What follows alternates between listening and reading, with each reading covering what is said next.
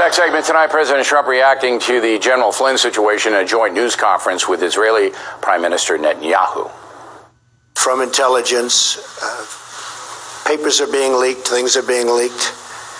It's criminal action, criminal act, and it's been going on for a long time before me, but now it's really going on. And people are trying to cover up for a terrible loss that the Democrats had under Hillary Clinton. I think it's very, very unfair what's happened to General Flynn, the way he was treated. Joining us now to react, Geraldo Rivera and Eric Bolling. So, Bolling, if President Trump thinks what happened to General Flynn is unfair, why did he accept his resignation? I think he asked for his resignation, and he can also think what happened to General Flynn was unfair, and I do too.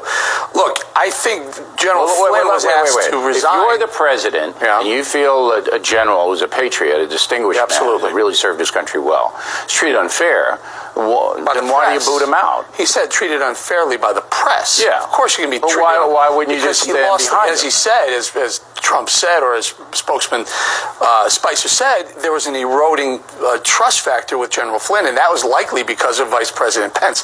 The press is taking apart General Flynn because of his conversations with Russia, which I don't think amount to a hill of beans. Well, you don't know. That New York Times article today was extensive. I read it 3 separate times. I found 3 different times they alluded to accusations of possible FBI involvement, but they walked all 3 of them back. The New York Times doesn't know, you don't know, Rivera doesn't know, and I don't know. Yeah, but he's been excoriated in the press. And we just did a segment on it. Yeah, we just did an entire segment. Those 2 things aren't mutually exclusive. Okay, but I don't know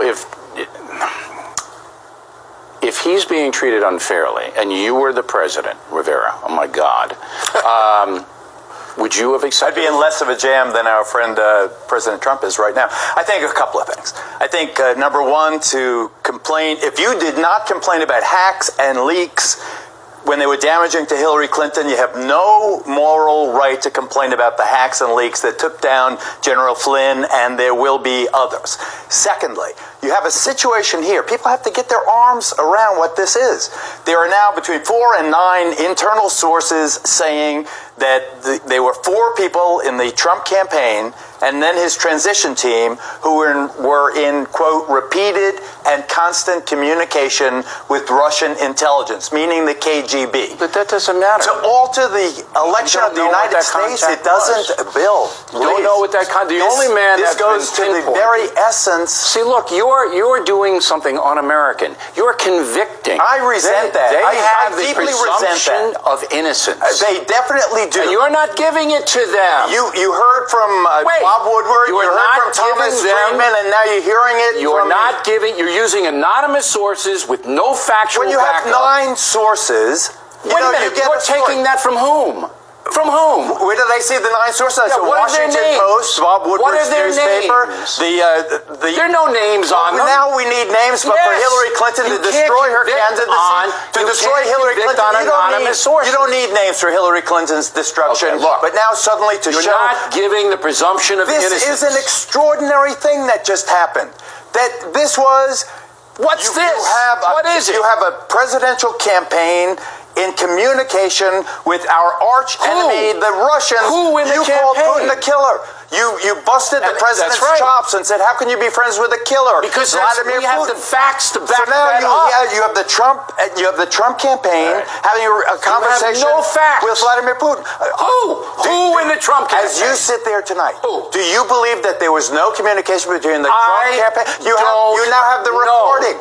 Why was General Flynn fired? Because he misled Pence. Nothing. Do you believe that? Yes, do you believe that? I think that's so. What did he mislead Pence about? I don't know. He misled. So therefore, I don't convict. If he misled Vice President Pence, it was about his communications with Russia. Ergo, there were communications with Russia. Pence was teed off. Go ahead. 100% right. He was asked for his resignation because he said to Pence, no, I didn't have any discussions with Russia. Not what the discussions were. That's what we think happened. Well, no. Pence said, I spoke to Flynn, and he didn't speak with the Russians. Subsequently, there have been 9 separate sources saying that they did, in fact, talk. So Pence was out on a limb. He put his vice president out on a limb. Flynn needed to be fired for that reason, not because of what we do or don't know, the actual conversations. There is... For all we know, Geraldo, he could have picked up the phone the most saying, recent look, stories, I'm likely going to be the NSA most director. I recent want to work with you. All right, Bolling, you got to shut up now. Gentlemen, thank you very much. Directly ahead, Lou Dobbs. The stock market going crazy, but is that dangerous for you and the country? And later, awful